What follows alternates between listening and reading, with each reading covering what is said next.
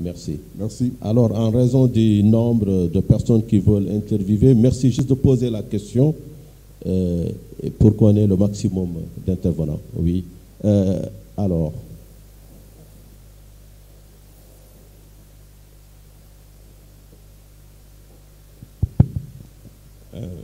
Merci, monsieur le modérateur. Moi, c'est Sassou Nzouken, directeur des émetteurs au niveau du Conseil régional de l'épargne publique et des marchés financiers. Pour votre brillante intervention.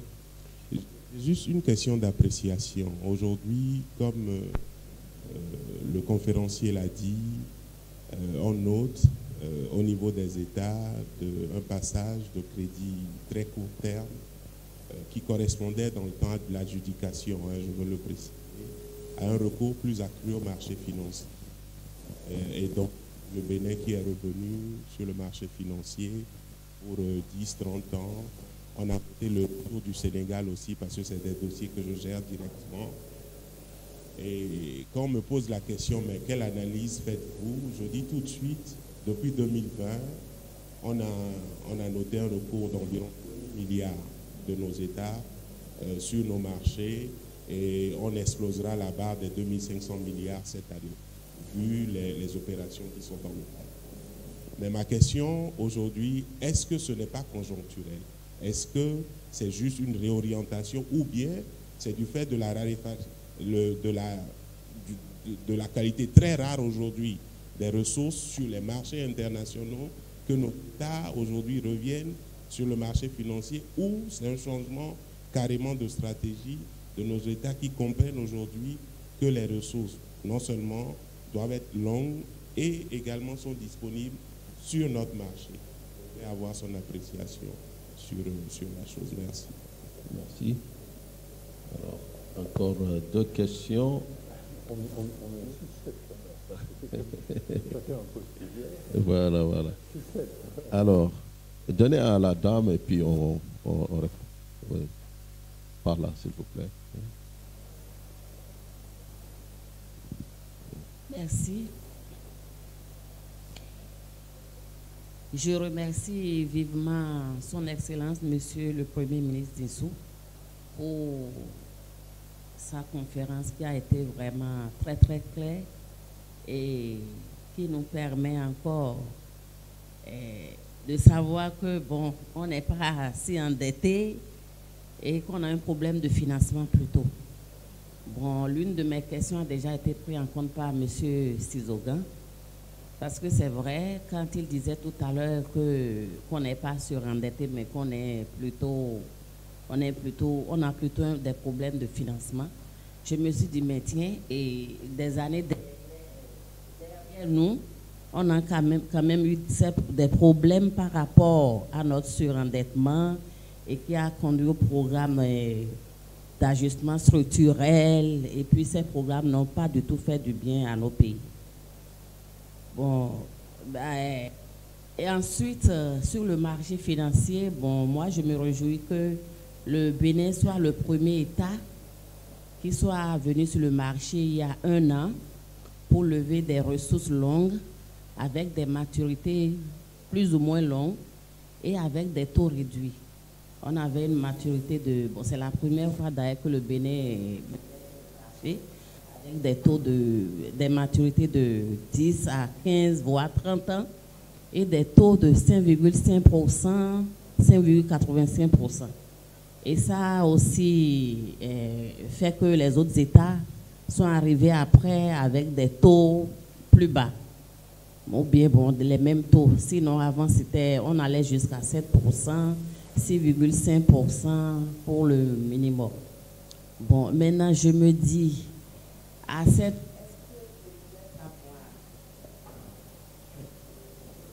si cet taux diminue encore, est-ce que nos investisseurs seront vraiment intéressés à agir sur le marché? Parce que quand les emprunts sont levés, il faut quand même avoir des souscripteurs. Et on est dans un écosystème et il y a des règles. Bon, comment est-ce qu'on peut faire encore pour baisser ces taux et pour ne pas avoir des difficultés sur le marché. Donc, comment faire pour baisser ces taux? Oui, merci.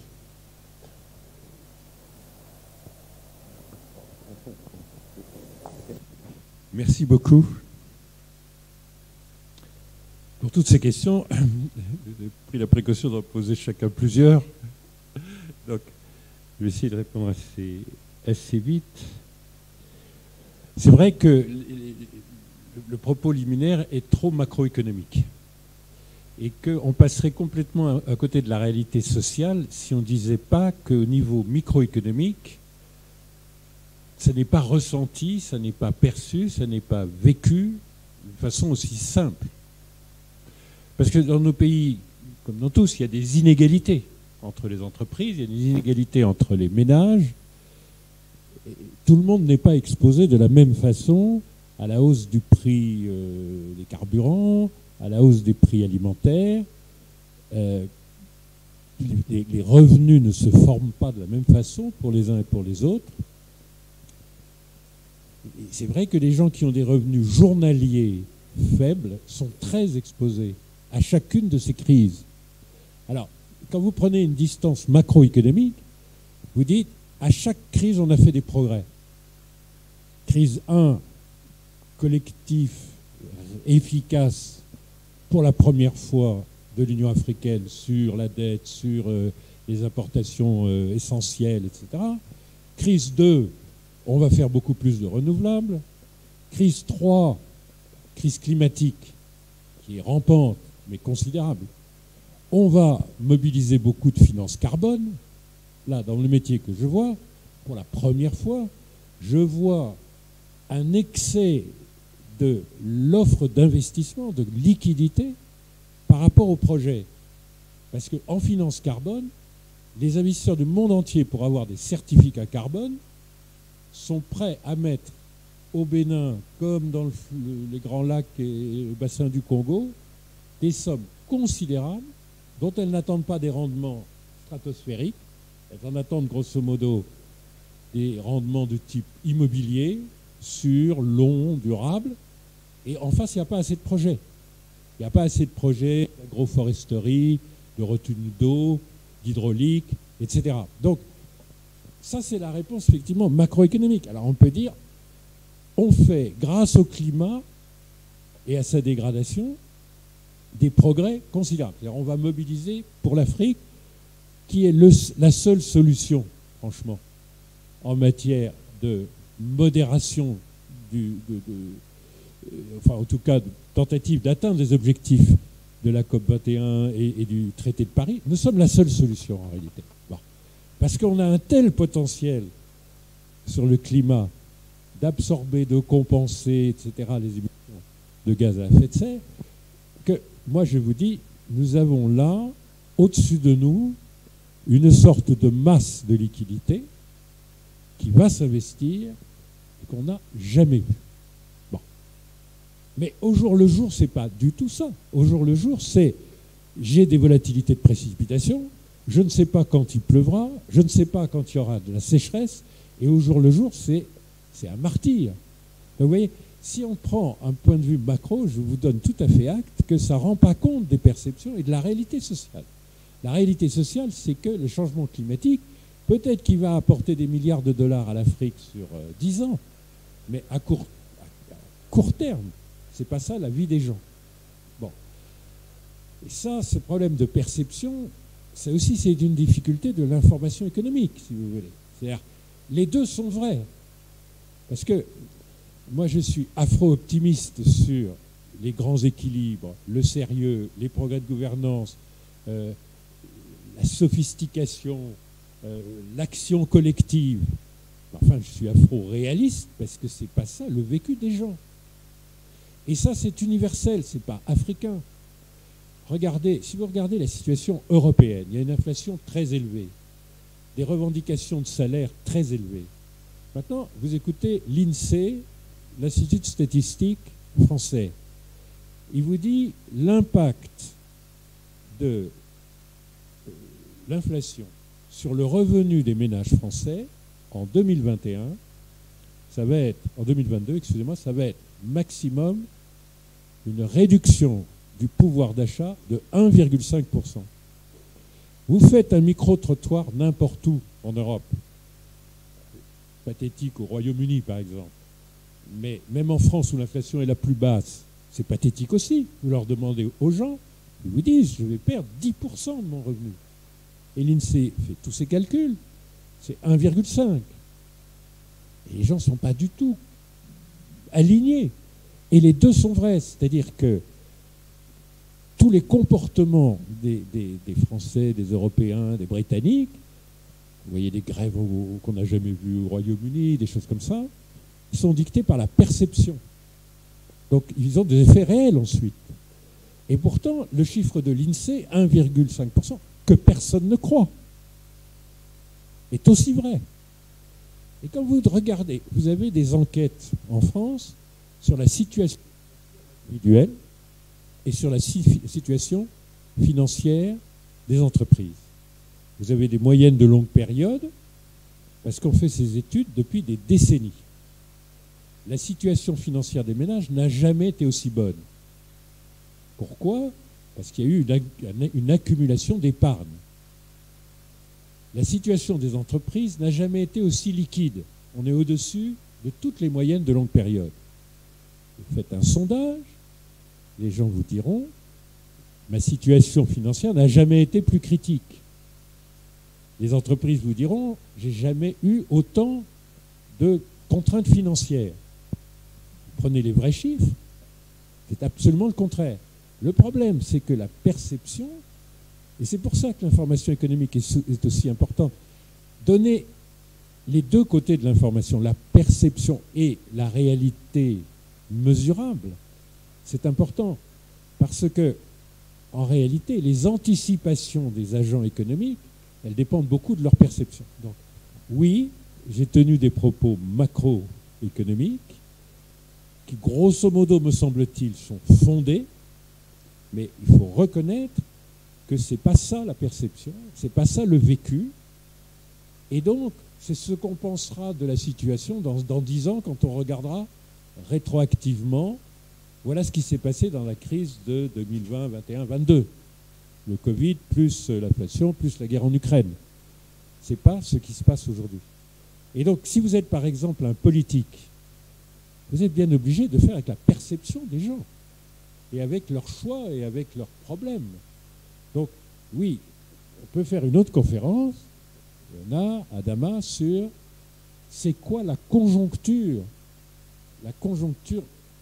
réelle vécue. Vous voyez ? Parce que ce qu'il y a dans les notes du Fonds monétaire ou des agences de rating, c'est vrai. Tout est vrai. Un jour, bien que n'importe que je sois au gouvernement, Madame l'ambassadrice de France vient dîner chez moi et me dit « Yann, j'ai un problème. Les chiffres de croissance, je ne sais pas quoi, 4%. Et beaucoup des chefs d'entreprise que je rencontre me disent « Non, non, c'est pas plus 4, c'est moins 4. » Elle dit « Mais pourtant, c'est validé par un certain nombre d'indicatifs sérieux. » Je dis, ben non, les chefs d'entreprise, ils me disent, le Bénin achète le Fonds monétaire. Quelle merveille. Si on pouvait corrompre vous imaginez ? Si on pouvait corrompre le Fonds monétaire, ce serait formidable. Malheureusement, c'est probablement pas l'explication, si vous voulez. Quand les chiffres sont donnés, il se trouve qu'ils ne sont pas immédiatement acceptés. Bon. Et je lui dis, ben écoutez, vous avez de très nombreux indicateurs qui vous permettent de recouper. Donc, vous adressez à M. Ribou, vous adressez au directeur général de MTN, vous adressez au directeur général de Castel. Ce sont des gens qui produisent des choses qui s'achètent, et puis vous leur demandez quelles sont leurs indications, leurs chiffres d'affaires, leurs comptes d'exploitation, etc. Puis vous verrez que ça se recoupe.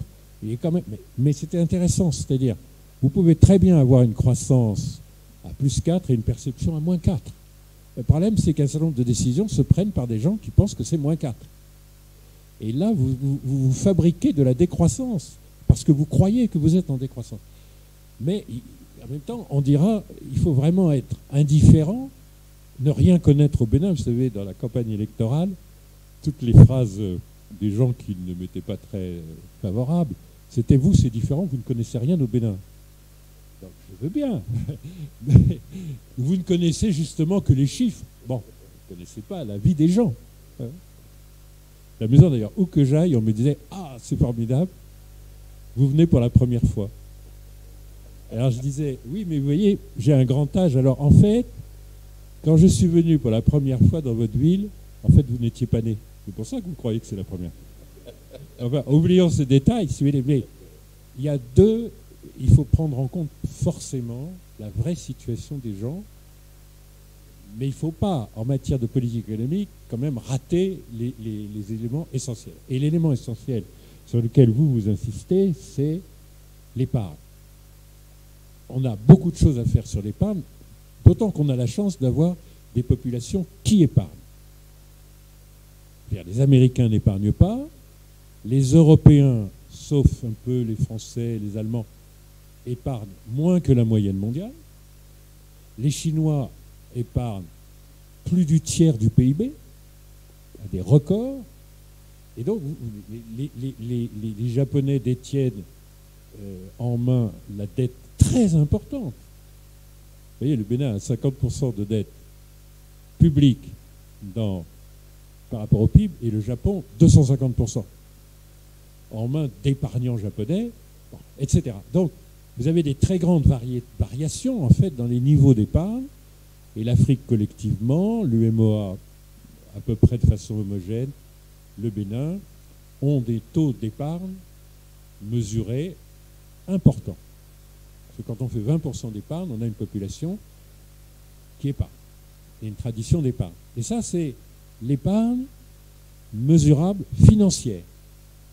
Maintenant, là où on voit que nos populations ont une vraie tradition d'épargne, c'est que quand on n'a pas de possibilité d'aller dans le système financier faire de l'épargne visible financière, au fond, on fait aussi de l'épargne en achetant des bœufs, etc., en achetant des actifs réels. Donc ça c'est un atout africain. Bon. Mais il faut arriver à l'activer, cette épargne, à la rendre la plus efficace possible, à l'encourager le plus possible.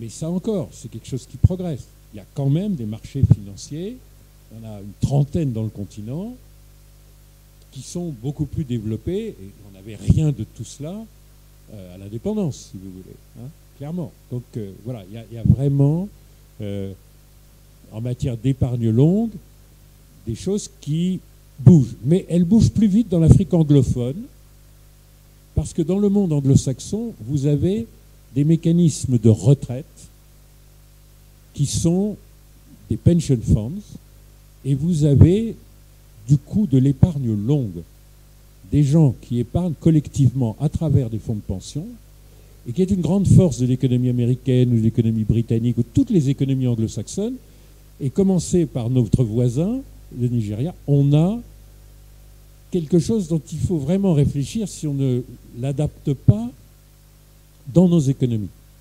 Et nous, on est sur un type d'économie de prévoyance sociale et de retraite qui est assurée par répartition et non pas par capitalisation.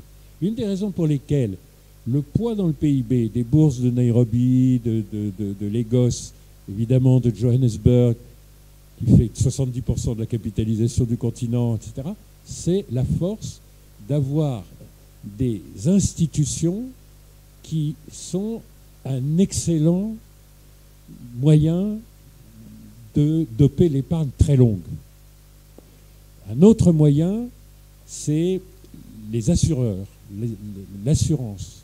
Nous avons la pénétration mondiale la plus faible de l'assurance, rapportée au PIB.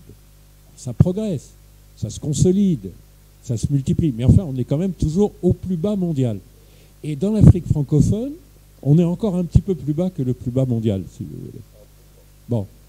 Et ça, alors ça change, on en est parfaitement conscient. Encore une fois, les gens peuvent venir s'asseoir et nous dire « assurez-vous ». Bon, c'est pas On ne peut pas s'assurer. On peut pas s'assurer. Enfin, encore une fois, rien n'est dans l'ignorance. On n'est pas dans l'ignorance. Simplement, il faut partager avec le plus de gens possible. Et là encore, dans les pays anglo-saxons ou dans les pays du Maghreb, on est assez en avance, par exemple, sur l'assurance. Nous avons des caisses de sécurité sociale, des caisses de prévoyance, qui jouent un peu ce rôle, mais moins. Je vous assure, je ne le dire à personne, mais une de mes plus grandes surprises de ministre, c'est quand je m'aperçois que la caisse de sécurité sociale a $1 milliard de provisions techniques. Et quand le gouverneur de la Banque centrale vient de me dire, ce Premier ministre, vous ne pouvez pas placer tous les excédents béninois en demandant 7,5% sur les dépôts à terme de vos excédents. Je dis, mais monsieur le gouverneur, on est en train de préparer la loi de finances. Je vois d'excédents nulle part. Je dis, les excédents de la caisse de sécurité sociale exigent 7,5%. Mettez-vous au moins comme la Côte d'Ivoire à 4,5%. Parce qu'à 7,5%, ça veut dire que les banques vont recycler ça en crédit pour les entreprises à 10 ou 11. 1 milliard de provisions. Je demande à la direction générale du Trésor, je dis, on n'en est pas très sûr parce que la caisse de sécurité sociale n'arrête pas les comptes. Donc ça fait 5 ans qu'on n'a pas les comptes. Le Trésor n'a pas les comptes de la Caisse nationale. Oui, parce qu'il y a une gestion paritaire. Mais attendez, je demande aux représentants du FMI, il dit, nous, on s'en est aperçu, donc oui, je vous confirme, c'est $1 milliard.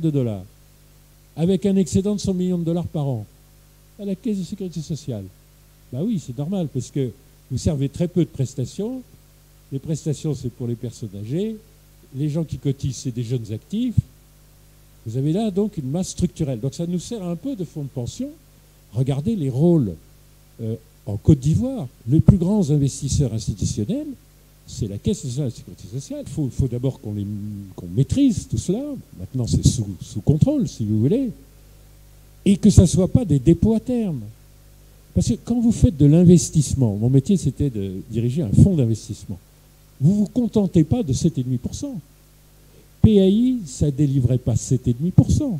Le fonds Paribas Affaires industrielles, un des plus grands fonds européens. Mais 17,5% par an. C'est ça qu'on tire du private equity. Par conséquent, il ne faut pas mettre l'argent de nos caisses de sécurité sociale en dépôt à terme à des coûts exorbitants pour les banques. Il faut que les banques aient les coûts les plus bas si on veut baisser les taux pour les entreprises. Et il faut faire avec ça de l'investissement rationnel, professionnel, qui rapporte des rendements à 2 chiffres. L'argent est là, il faut qu'il soit connu, utilisé de façon efficace. En exemple de la Côte d'Ivoire, c'est peut-être le plus évident dans nos économies, joue un rôle de long terme de type pension fund, et fasse de l'investissement qui cherche du rendement à 2 chiffres, et non pas grever les banques avec des niveaux déraisonnables de dépôt à terme. Tout ça, on a mis de l'ordre là-dedans, si vous voulez, mais c'est ça, patiemment, faire une politique d'épargne raisonnable. Mais ça n'est pas parce qu'on manquerait d'épargne dans la région. Donc, si on partait d'une situation où les gens étaient incapables d'épargner, le paradoxe du monde, c'est que les pays les plus riches épargnent beaucoup moins que les pays les moins riches. L'épargne est une pratique de pauvre. La Chine faisait plus de 40% d'épargne dans le PIB quand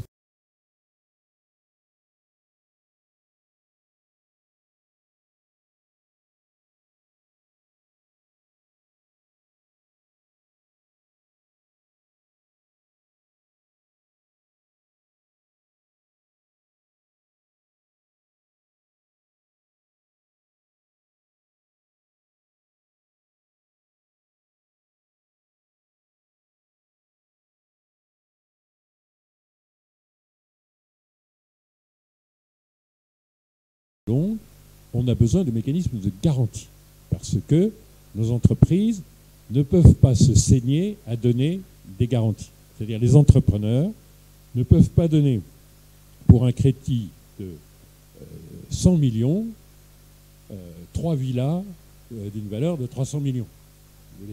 Parce que si on ne prête qu'aux gens qui sont capables de mettre en place des garanties qui montrent qu'ils auraient la possibilité de financer tout seul, ce principe qu'on ne prête de l'argent qu'à ceux qui n'en ont pas besoin, si vous voulez, est quand même une limite. Et donc, il y a des gens qui en ont besoin, qui présentent des garanties infimes. Et donc, si on veut sécuriser l'emploi de l'épargne longue, les mouvements sur les garanties, les mouvements d'assurance-crédit sont très importants. Le rôle du FAGAS, le rôle du FSA, on peut augmenter ça beaucoup. Et tous nos pays sont en train de réfléchir sur des mécanismes de garantie. Et pour l'emploi public, des fonds publics, c'est beaucoup mieux de donner des garanties au secteur financier privé que de faire lui-même des investissements. La façon dont on fera monter le crédit intérieur, c'est de l'assurance crédit et de la garantie qui ne sera pas forcément appelée. Et s'il faut des fonds publics, c'est là qu'il faut les mettre. Mais laisser faire les entreprises et les ménages, c'est à eux de savoir s'ils veulent du logement, s'ils veulent des investissements, s'ils ont besoin de fonds de roulement. Mais pour qu'ils y accèdent, il faut des mécanismes de garantie, c'est indispensable. Les politiques d'épargne longue, c'est les encouragements que j'évoque, pension funds ou caisse de sécurité sociale, mais c'est aussi la sécurité de l'emploi de cette épargne. Parce que si on la gaspille, ça pose quand même évidemment un problème. Et je suis d'accord avec vous, le journalisme, il est pour poser ces vraies questions-là, qui sont quand même des questions qu'on ne pose jamais. C'est-à-dire pourquoi on est à 37% de crédit à l'économie. Mais il faut se scandaliser de temps en temps. Il faut se rebeller. C'est pas normal. Et, vous voyez, on doit être au triple. Comment on va au triple? On va aller au triple. Et on peut y aller en 20 ans ou on peut y aller en 5 ans. Donc il faut s'énerver, en fait. Et le journalisme, c'est fait pour exciter les gens. C'est fait pour créer des controverses. C'est fait pour déranger. C'est fait pour faire enquête. On a beaucoup de sujets. Il faut les traiter. Il faut les dire. Il faut avoir l'info de base. Il faut avoir les gens. Et puis, les gens qui pensent le contraire de vous. Et puis, vous en débattez. Vous voyez, si on avait aujourd'hui une conférence sur le franc CFA, si M. Kémy Séba s'était assis là, s'il avait commencé à brûler un billet de 5000 que j'aurais essayé d'éteindre, on aurait eu une vraie controverse. Mais c'est important d'avoir des véritables débats. Et il faut bien qu'il soit quelque part. Si vous voulez. Moi, je lis certaines chroniques dans Financial Afrique. J'ai envie de téléphoner à Dama en disant « Mais pourquoi vous laissez écrire des choses pareilles ?» Notamment, par exemple, les gens, ils ne sont pas très raisonnables chez Financial Afrique sur le franc CFA. Ils ne sont pas très raisonnables.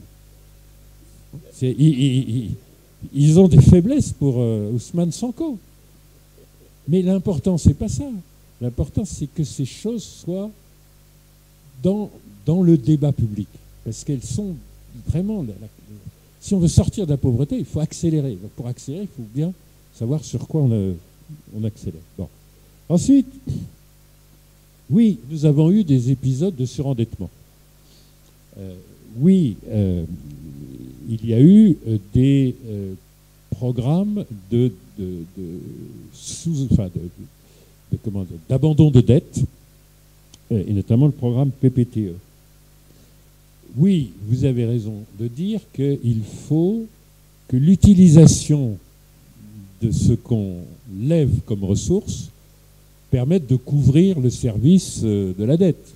Donc, il ne faut pas, à l'évidence, trop de dettes qui n'ont pas en face de cash flow pour rembourser la dette. Si vous voulez, un effet de levier, c'est fait pour améliorer considérablement le rendement du capital. Vous mettez du capital, des fonds propres, vous vous endettez, vous produisez des cash flows qui vous permettent de rembourser la dette, et avec un effet de levier, au lieu que le rendement de votre capital soit de 5%, il va être de 12%. C'est parfaitement sain de s'endetter à condition qu'on produise des cash flows.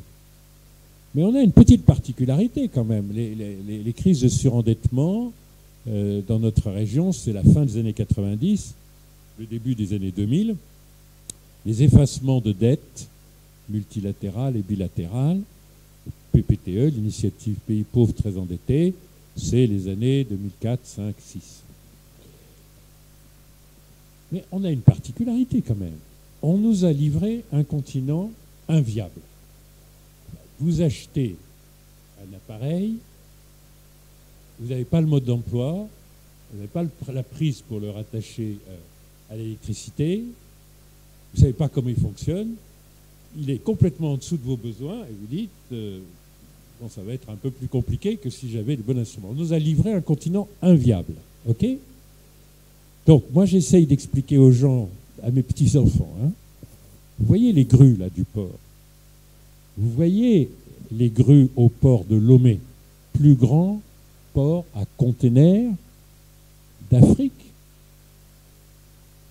mieux que Tanger, mieux que Durban, mieux que Mombasa, mieux que Port Saïd, pour l'éclatement des containers.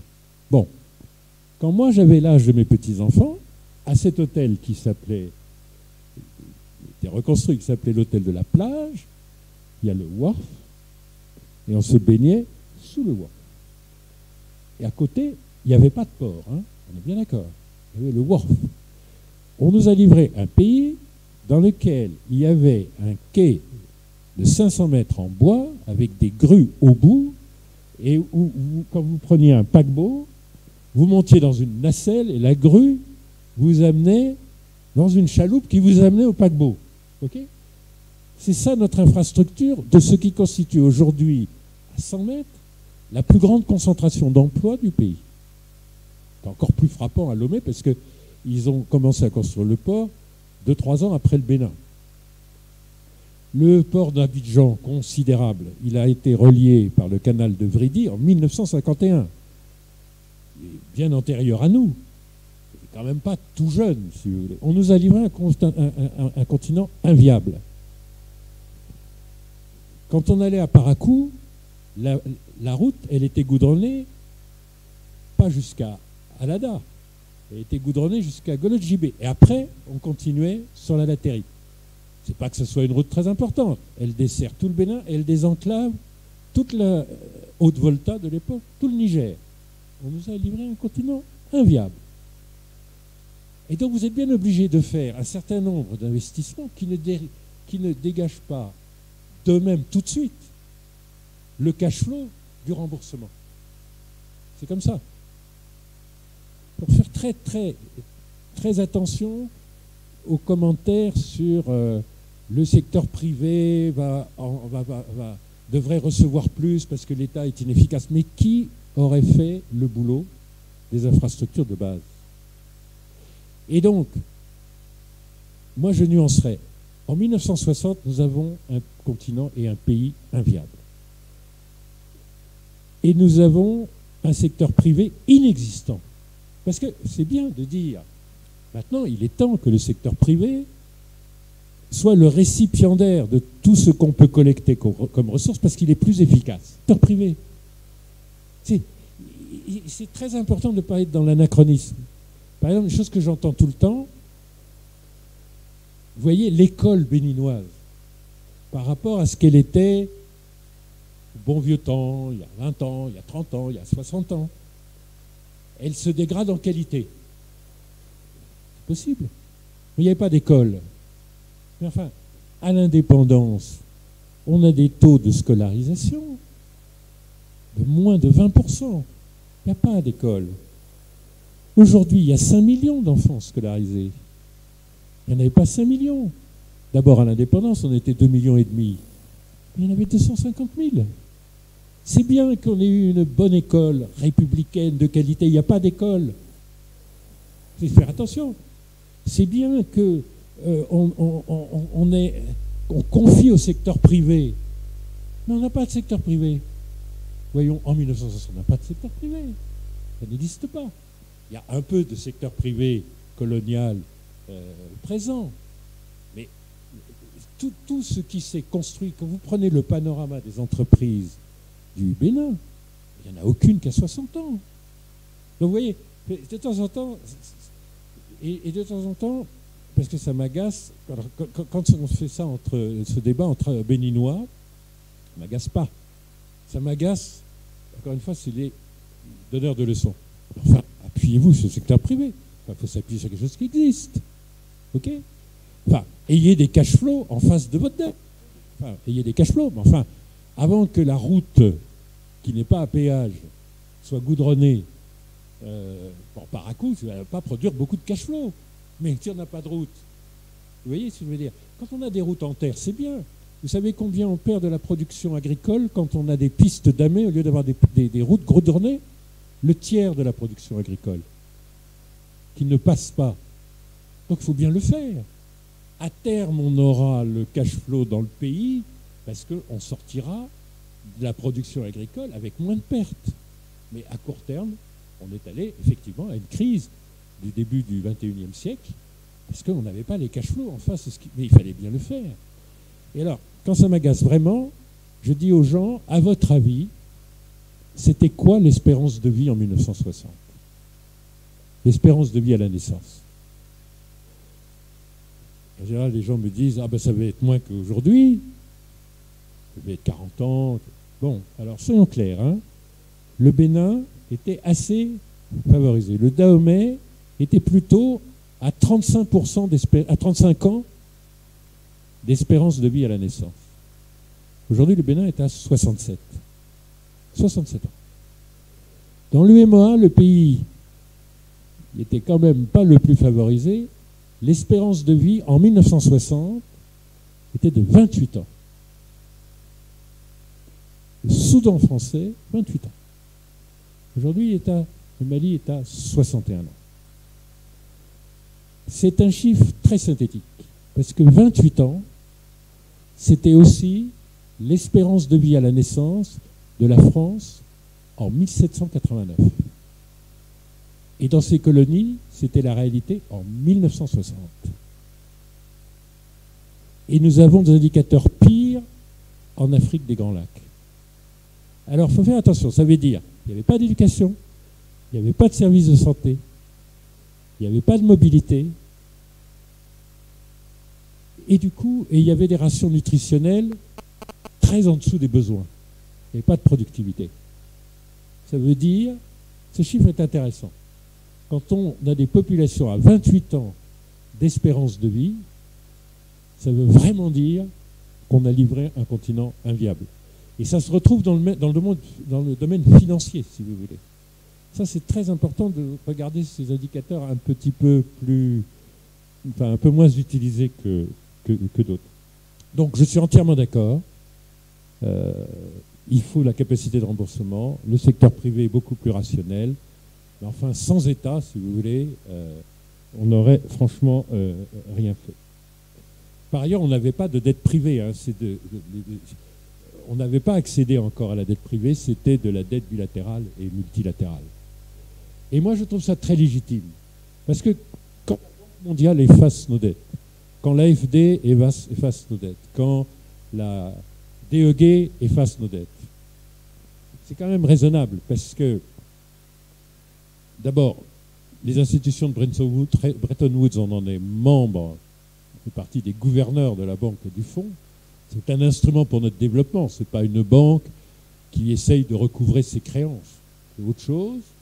Et en matière d'aide bilatérale, au fond, ce qu'on ne nous a pas donné à livraison en 1960, on peut aussi nous le livrer en 2005, en effaçant partie des dettes. Donc, vous voulez... mais on ne se baigne jamais deux fois dans le même fleuve. En 2022, ça n'a plus rien à voir. On a un secteur privé, on a une gouvernance plus sophistiquée, on est raisonnable, discipliné et compétent, même si tout le monde ne le sait pas. 2500 milliards sur les émissions, non, ce n'est pas conjoncturel. On va aller beaucoup plus haut que 2500 milliards sur le marché financier. Le poids des marchés financiers va être très important. Vous dites on va exploser les 2500 milliards. C'est pas beaucoup, 2500 milliards, rapportés au PIB de l'UEMOA. Donc, non, grosso modo, nous allons avoir dans la durée une croissance selon les cycles entre 5 et 10%, avec plusieurs pays de la région qui feront ce qu'a fait à un moment bref le Ghana ou à tangenter la Côte d'Ivoire, c'est pratiquement du double digit. Vous voyez, la pénétration des instruments financiers est plus rapide que la croissance du PIB. Partout, dans le monde entier. Par conséquent, vous allez évidemment avoir, en plus, il ne faut pas raisonner en volume, mais en valeur. Donc vous ajoutez un peu d'inflation à tout ça, et vous aurez effectivement de plus en plus d'émissions. Donc ce n'est pas conjoncturel, c'est structurel, me semble-t-il. Hein. Et il n'y a pas, encore une fois, il n'y a pas d'aversion à l'épargne. Vous savez, par exemple, on parle énormément des flux directs d'investissement étrangers.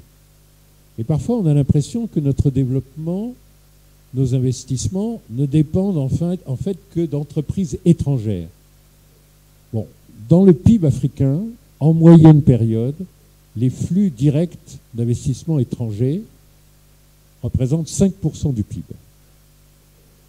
L'investissement, en moyenne période, alors c'est volatile, sur le continent, chiffre de la BAD, est de 20%. Donc vous avez dans le PIB des investissements publics et privés sur 20, en moyenne période, l'équilibre, c'est les 3/4 sont endogènes, 1/4 est importé. Et cette dynamique, avec une partie d'endogénéité qui va rester forte ou plus forte, c'est structurel, c'est, me semble-t-il, pas conjoncturel. Et enfin, les taux trop bas, madame, il ne faut pas que vous soyez la seule à vous dire que les taux sont peut-être trop bas pour stimuler les épargnants. Alors, une chose qu'il faut dire à personne, c'est qu'on n'a jamais eu une meilleure situation de taux. Il faut le dire à personne. Parce que ce qui est un scandale dans nos taux d'intérêt, on est en 2018. On a des taux d'intérêt pour de la dette sans risque, de la dette d'État à 6 quelque chose sur le marché, 600 points de base. Le problème, c'est qu'on a une inflation à 0. Donc, c'est des taux d'intérêt réels pour les entreprises de 600 points de base, ce qui est énorme. Je ne le dire à personne, hein, mais aujourd'hui, on a à peu près les mêmes taux que ce qu'on avait en 2018, mais on a 800 points de base d'inflation. C'est la première fois qu'on est en taux d'intérêt réel à moins 200. Situation dans laquelle est l'Europe depuis des années. Et c'est extrêmement favorable. Je ne sais pas si on va arriver, parce qu'il ne faut pas faire l'éloge de l'inflation. Mais la République française s'est énormément endettée. Même la République fédérale allemande a vu beaucoup progresser sa dette. Il fallait bien financer le Covid, la réponse au Covid. Et donc, on a eu des taux d'intérêt. Il y a encore un an, la République française est à moins 0,36 sur 10 ans. Le Bund est à moins 1. Et l'inflation est à 2. Ça fait quand même, pour la France, ça fait moins 230 points de base. Négatif. Et on a vécu comme ça pendant plusieurs années. Ça, c'est quand même idéal, si vous voulez. Et malgré tout, on trouve des épargnants. Parce que les épargnants, ils ont besoin de garder la valeur d'une façon ou d'une autre, de minimiser la perte de valeur de leur épargne. Quand ils commencent à avoir peur, ils vont acheter des actifs réels. Donc, à la BRVM, il faut que vous commenciez à vous inquiéter sur les taux trop bas pour faire venir l'épargne. Quand vous verrez monter le prix des villas à Cotonou, Lomé, ou le prix des terrains à Abidjan, etc. Parce que ça veut dire, j'ai plus confiance. Quand vous êtes Nigérian ou Ghanéen, vous ne pouvez pas garder la valeur de votre épargne. Alors, il y a plusieurs solutions. L'une, c'est de venir les mettre en francs CFA tout de suite à Cotonou. L'autre, c'est d'acheter des villas, des terrains, des choses qui ne se dévaloriseront pas à la différence de votre épargne en NERA. Moyennant quoi, Lagos, Accra, Luanda sont des villes parmi les plus chères du monde, où vous achetez des terrains constructibles au prix de New York. Et Cotonou, c'est raisonnable. Donc, si vous voulez, on a des signes extrêmement précis. Quand les gens n'ont plus confiance dans leur monnaie, ils achètent des actifs réels. Et à ce moment-là, ils ne viennent pas prendre des actifs en numéraire ou mettre des comptes à vue dans les banques. Pour l'instant, on n'est pas du tout dans ce risque. Pour l'instant, ce qu'il faut savourer l'espace d'un instant, c'est que nos taux beaucoup trop élevés, parce qu'il y a de l'inflation, deviennent légèrement négatifs. Et dans la durée, ce qui serait bien, si vous voulez, c'est qu'on ait une inflation qui ne dépasse pas les 3% d'objectif et des taux d'intérêt sans risque à 1. Ça a l'air d'un rêve, c'est un rêve allemand, c'est un rêve français, etc. Ça arrivera un jour. Et puis des taux pour le privé à risque qui peuvent être à 3-4, avec une inflation à 3, mais du coup en taux d'intérêt réel très raisonnable. C'est ça la structure de taux idéale, et on y arrivera. On y arrivera. On y arrivera sous vos applaudissements encore.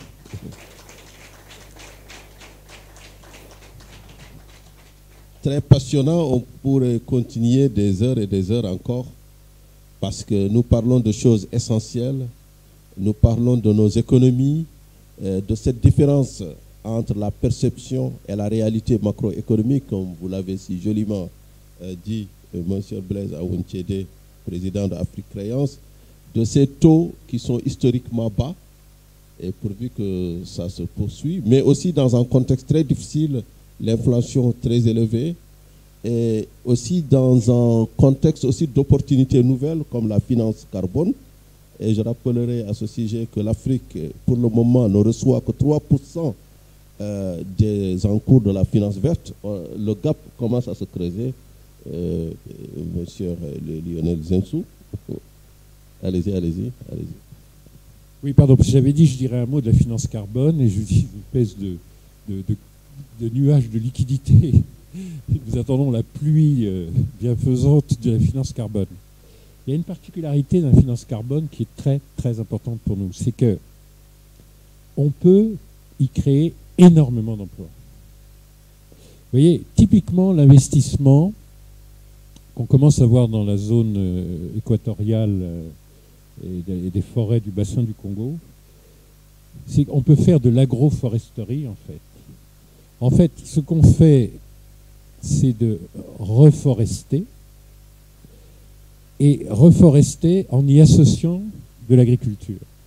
Et vous savez, nos savanes, nos paysages de savane, avec des épineux, etc., sont toujours des forêts dégradées.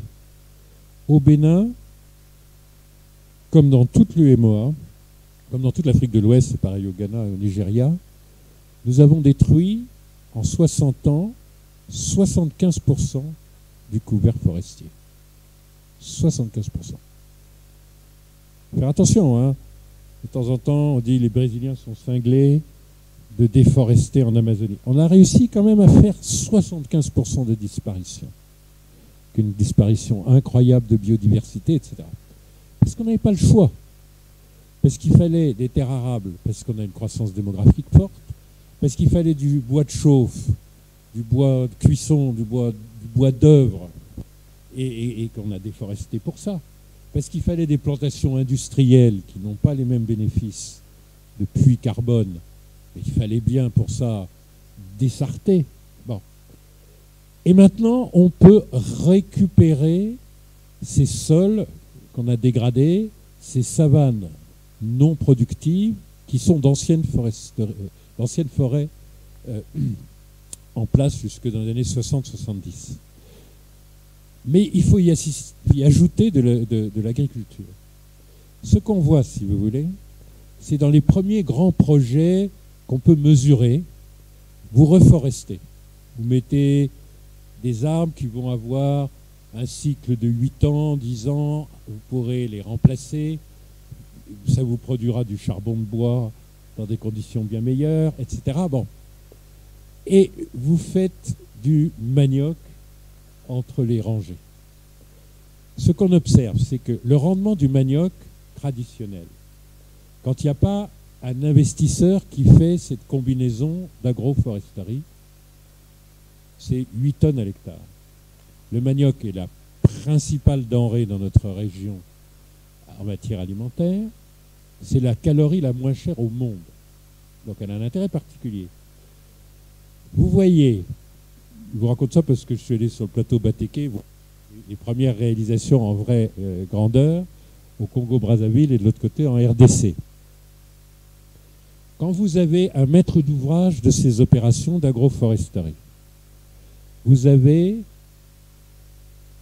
une augmentation de rendement, vous passez de 8 tonnes de manioc à l'hectare à 40. C'est beaucoup comme différence. Vous mettez des semences sélectionnées, vous mettez des engrais organiques, de façon culturelle. Les agriculteurs sont parfaitement capables de faire cette montée. Bon. Derrière, vous avez des capacités de transformer ça en divers produits. Hein. Vous pouvez faire du gari, de la tiéké, certes, vous pouvez faire de l'alcool, vous pouvez faire des tas de choses. Donc vous avez tout à fait l'emploi des volumes. Et du coup, en installant des agriculteurs sur 4-5 hectares, on peut faire vivre un foyer avec la production du bois, avec le manioc et à terme avec les certificats carbone. Le compte d'exploitation, c'est que ces foyers multiplient par rapport à la même chose juste avant les projets, ils multiplient par 5 le niveau de revenu du foyer. Et surtout, vous pouvez, dans des zones vides, de savane, relativement stériles, qu'on peut très facilement régénérer, vous créez cette fois-ci des emplois par milliers. Et ça vous coûte en moyenne entre 3 000 € et 4 000 € l'hectare d'investissement. C'est-à-dire que vous êtes capable, avec 10 000 € de créer des emplois. Quand vous faites des infrastructures, des centrales solaires, des routes, pour créer un emploi, vous êtes obligé de mettre des centaines de milliers d'euros. C'est une mécanique que tout le monde recherche, parce que tout le monde a besoin de des certificats carbone, mais nous, on ne le recherche pas pour les certificats carbone, parce que nous, le continent émet extrêmement peu de gaz à effet de serre. Non, nous, c'est les emplois. C'est la baisse du coût de l'alimentation, c'est la résolution du problème du charbon de bois, c'est toute une série de bénéfices. Ça va changer l'économie. Intéressons-nous à la finance carbone, expliquons tous les projets qui sont maintenant mesurables dans leurs effets, racontez ça dans l'économie, faites des reportages là-dessus, je vous assure, ça va vraiment changer pour l'emploi des jeunes, ça va changer nos économies, mais il faut qu'on aille très vite, il faut qu'on accélère, qu'on crée les cadres qui sont pas encore mûrs, ce qui fait que, alors qu'on devrait au moins absorber 30% de la finance carbone, on en absorbe 3%. Exactement. Donc, je pense que le mot est entendu. Il faut faire vite. Il y a une nouvelle donne, la finance carbone, la finance verte. Sous vos applaudissements, mesdames et messieurs.